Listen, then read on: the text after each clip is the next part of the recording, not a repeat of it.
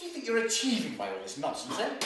You're not fooling anyone by it, you're certainly not fooling me, and what's more, you know you're not. So why bother to keep on with it? What?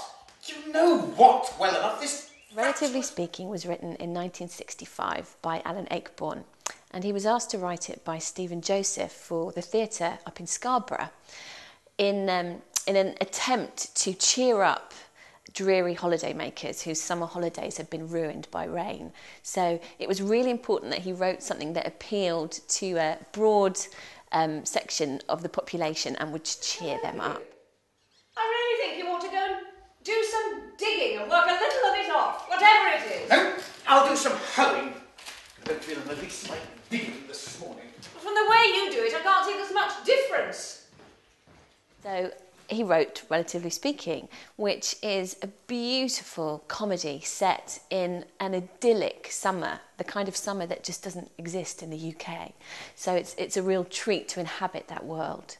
And it turned out to be his first big success. It was the first play of Ayckbourn's to transfer to the West End, and the critics absolutely adored it. She painted a fantastic picture of you. You don't know. She said that when an extra person turned up for lunch, you went into a panic, that sort of thing. She did? Yes.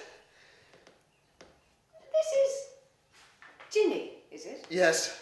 She obviously doesn't know you, does she? No, not at all. They have picked up on its gossamer-like quality. It is fantastical and unbelievable, but just by the skin of his teeth, this absurd plotting gets away with itself.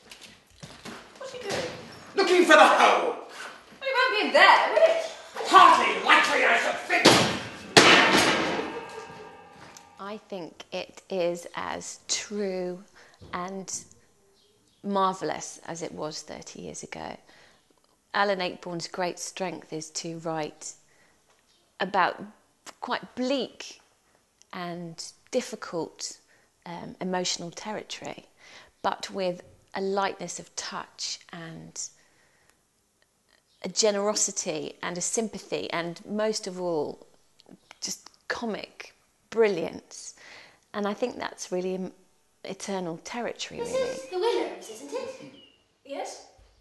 Lower Penman. Box.